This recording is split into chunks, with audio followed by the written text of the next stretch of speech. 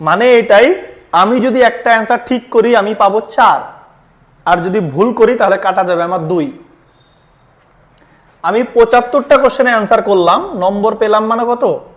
নম্বর পেলাম 150। তো এই 75টা যদি অ্যান্সার করি টোটাল, আমি ধরলাম রাইট করছি আমি কত 45টা।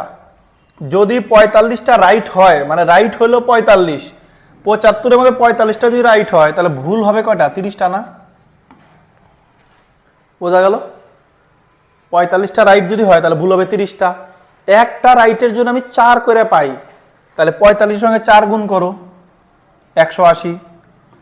4 যদি গুণ হয় তাহলে 2 করে তো কাটাও যাবে, 30 দুগুণে 60। তো 180 থেকে 60 বাদ দিলে তো 120, তাহলে 150 তো হবে না, 45 তো হলোই না। যদি আমি বলি 50, বলি 50টা হলো রাইট 75-এর মধ্যে, তাহলে 25টা হবে ভুল।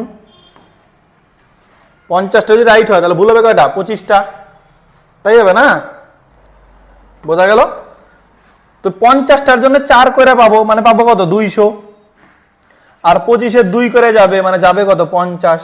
তা 200-র মধ্যে যদি 50 চলে যায় তাহলে 150 হয়ে গেল।